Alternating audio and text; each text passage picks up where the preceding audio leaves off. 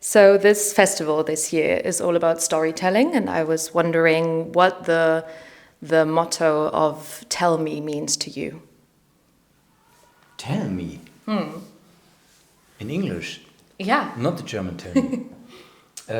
What the motto means. I didn't know about the motto. Oh, okay. It doesn't mean anything for me.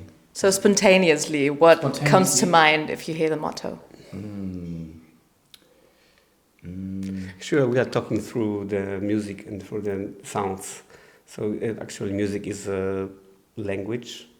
And also, maybe you know that, but in our brains, this is the same part of the brain is used for understand and play music. In the same part also is responsible for learning the languages and talk. So yeah, I think that's a good key to that expression, I think. And as we are following certain minimalism in, let's say, in drumming and concentration on details, I would say tell me less. No? Yeah. Not tell me more, tell me less. Yeah. Okay.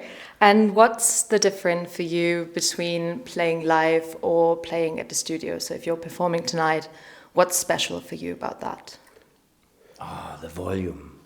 The volume and energy of the sound. That's a big difference, actually. And also that we have to play it all at the that very moment. Because usually we develop tracks by sending ideas back and forth because we live 1,000 kilometers from each other. And so we go step by step, right? Yeah, and then we meet, like, for example, for the session in Hamburg or either Warschau. And then we record, and then we go back, and then we work again. For me, playing live is a constant, like a 1 hour and a half trance, because I'm a drummer, playing all the time, and I give the rhythm. So it doesn't happen in the studio. The work is interrupted in the studio. Here is a flow. Mm-hmm. And what sort of trigger do you want to achieve when playing live in the audience? So what are you happy to see from the audience? Well, we use a lot of triggers on stage. We're like over-triggering each other constantly. That's actually what we do. Like brain cells, when they get they transfer the information to move the finger. That's electricity, right? And that's what we're doing on stage all the time.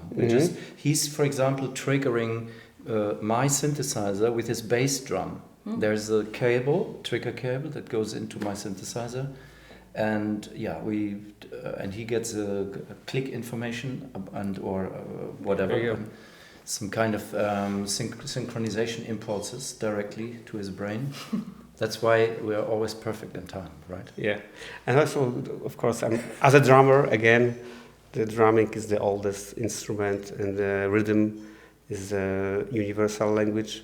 And I'm very happy when I play and people dance.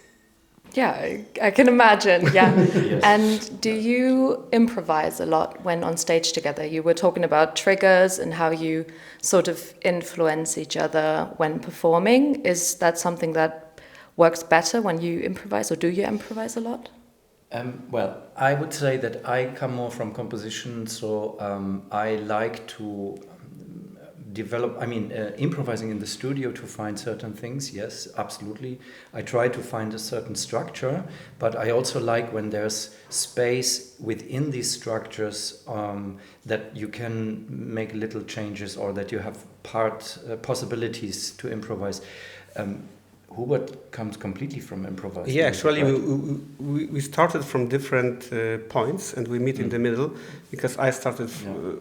first I studied classical percussion, but I just moved it to the side to play improvised music, and I played free jazz, improvised music, free contemporary music, and then I realized I'm also, in my heart, a composer, so I started to... improvise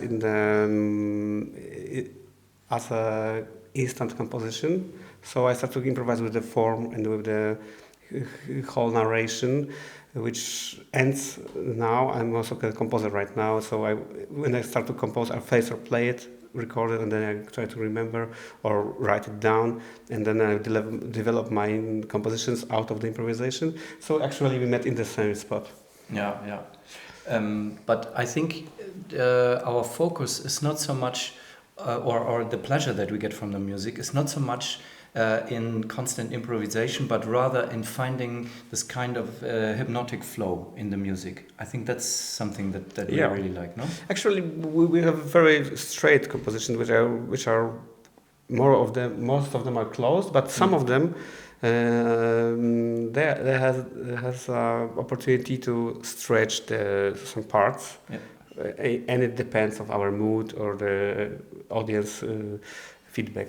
And of course, when I make errors, usually he makes never errors, but I do, because I'm more of a self-taught musician. And then I play and then louder. He saves me. He plays louder. Yes. Well, that seems to work.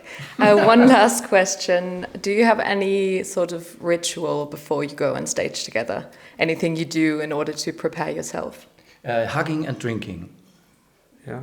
And I think we can't talk loud about that, no? Well, that's everything I need. Thank you so much for the interview and have a lot of fun later.